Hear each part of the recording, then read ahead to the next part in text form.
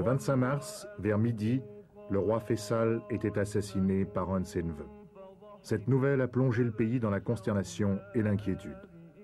Le meurtrier, âgé de 24 ans, était rentré récemment des États-Unis où il venait de terminer ses études universitaires. Il était connu pour ses idées farouchement pro-palestiniennes et l'on sait qu'il reprochait à son oncle son attitude trop modérée. Était-ce le mobile de son crime? Personne ne peut sérieusement répondre aujourd'hui. En Occident, la politique de Faisal était considérée comme un facteur de modération dans la poudrière du Moyen-Orient.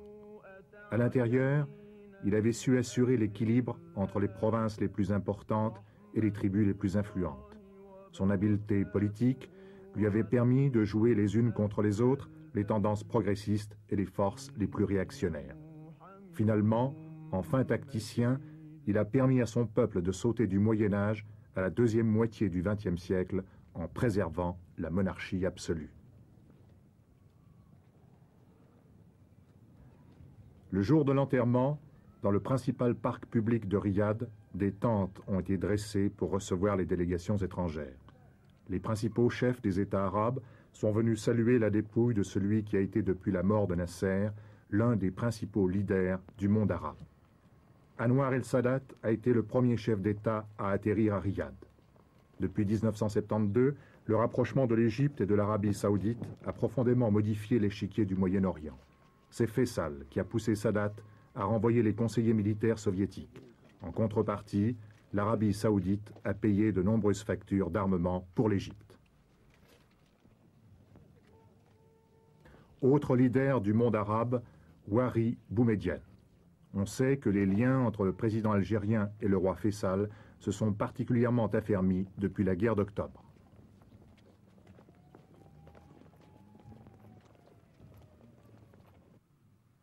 De Bourguiba à Juan Carlos, ces funérailles ont réuni des représentants de la plupart des États qui entretiennent des relations avec l'Arabie saoudite.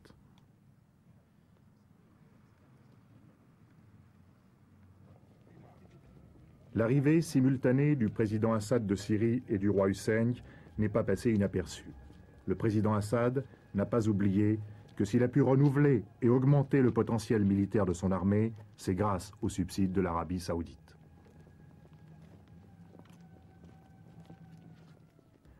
Yasser Arafat, qui avait rencontré Faisal quelques heures avant sa mort, paraissait très affligé. Rappelons que l'OLP, l'Organisation de libération de la Palestine, était principalement financée par Faisal. L'Afrique noire musulmane était aussi présente aux funérailles en la personne du président soudanais Numeri et du très célèbre chef d'État ougandais Idi Amin Dada. Plusieurs délégations ne sont pas parvenues à temps pour les funérailles. C'est le cas de la délégation des États-Unis dirigée par Nelson Rockefeller.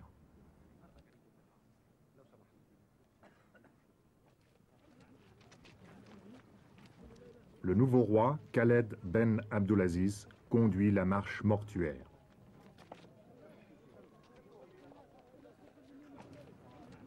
Les obsèques du roi Faisal se sont déroulées avec beaucoup de simplicité, dans un silence empreint d'un très grand respect pour celui qui était à la fois un chef spirituel et un chef d'État. Le corps du roi défunt était simplement enveloppé dans un de ces abayas de laine brune que le roi aimait à porter.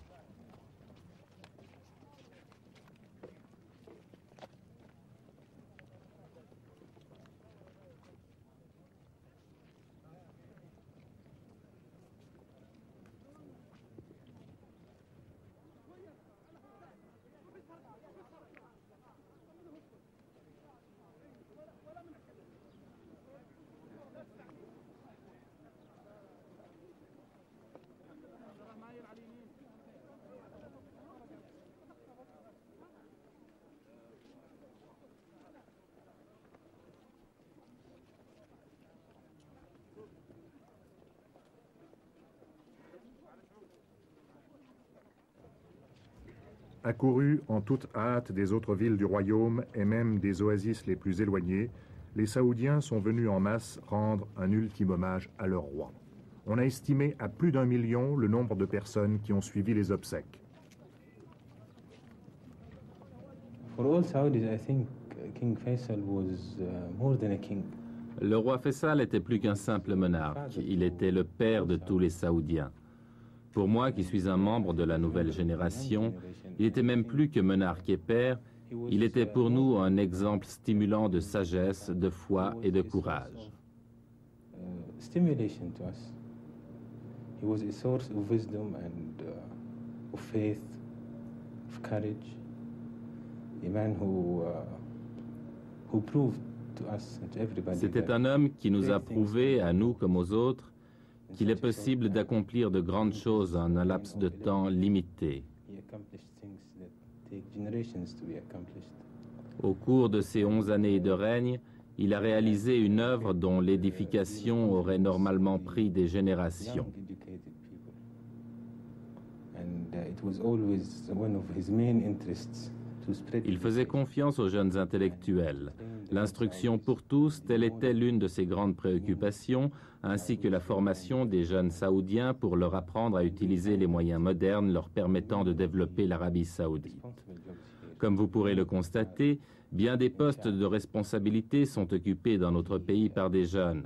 Le roi Faisal faisait confiance à la jeunesse et lui montrait qu'elle pouvait faire beaucoup pour le pays. Il nous a appris à rendre service à nos frères infortunés, à œuvrer en faveur de l'épanouissement de notre pays. Brothers. And he taught us how to be of service to them, how to develop our country. Et il était aussi le leader du monde arabe. Oui, certes, le leader de tous les Arabes. Il voulait unir non seulement son propre peuple, mais encore les Arabes de tous les pays, tous les musulmans, tous les croyants. C'était un homme qui avait une foi inébranlable en Dieu, en son pays, en son peuple, et en tous ceux qui croient en Dieu, ceux-là même qu'il voulait unir.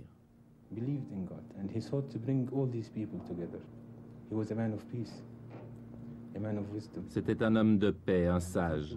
Il vivra dans nos mémoires non seulement pour ce qu'il a accompli lui-même, mais encore pour tout ce qui sera fait grâce à l'œuvre qu'il a réalisée.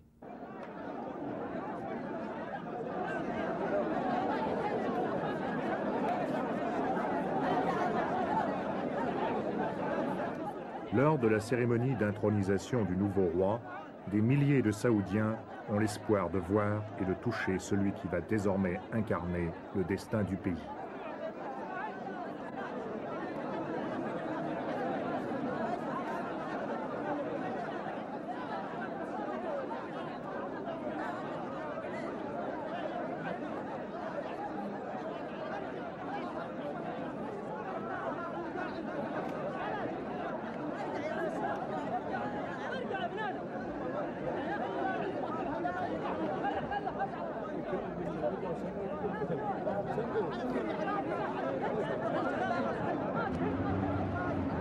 C'est au palais du gouverneur que les dignitaires du régime sont venus saluer le nouveau monarque. Selon la tradition, le peuple sait que lui aussi pourra pénétrer dans le palais. Pour les accueillir tous, le nouveau roi devra poursuivre la cérémonie le lendemain.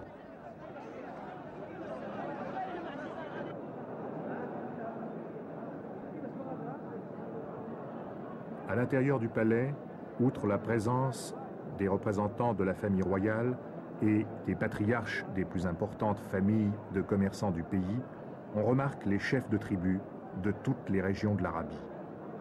On rencontre même dans cette assemblée d'anciens guerriers qui ont combattu aux côtés d'Ibn Saoud, le père de Faisal, lors de la création du royaume. Et le nouveau roi, Khaled Abdulaziz, intronisé en toute simplicité, reçoit dans la bousculade les chefs de tribus qui viennent faire acte d'allégeance.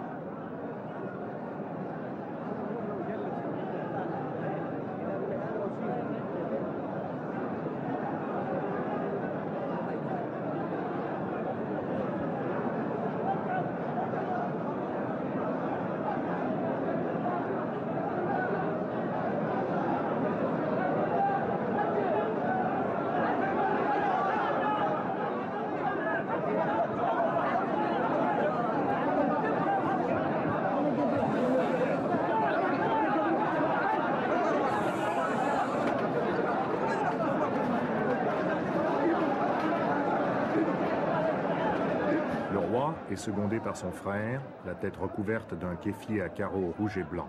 Il s'agit du prince héritier, Fahd Ben Abdulaziz, l'homme fort du nouveau régime. Tous les moyens d'information du pays ont réservé dans leurs notes biographiques autant de place au prince héritier qu'au nouveau roi.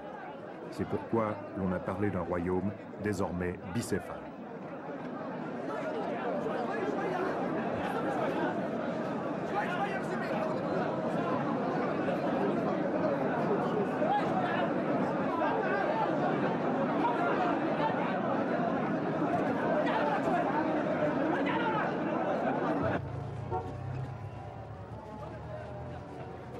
Le nouveau roi et le prince héritier quittent le palais du gouverneur pour se rendre au palais royal, où ils doivent recevoir les condoléances des délégations étrangères.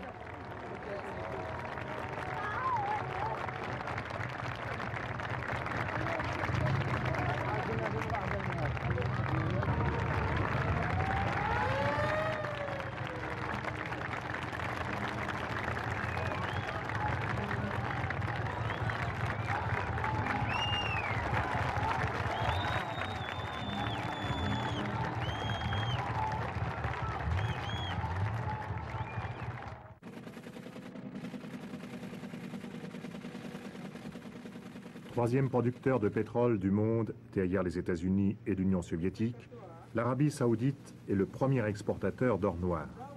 L'année dernière, elle a enregistré des revenus s'élevant à 29 milliards de dollars. Et les 4/5 du pétrole saoudien passent par cette salle de distribution pour être stockés puis chargés sur tankers. L'Arabie saoudite détient encore un autre record, celui des plus grandes réserves de pétrole du monde, soit 1/4 des réserves de la planète. Cela représente une richesse fabuleuse pour ce royaume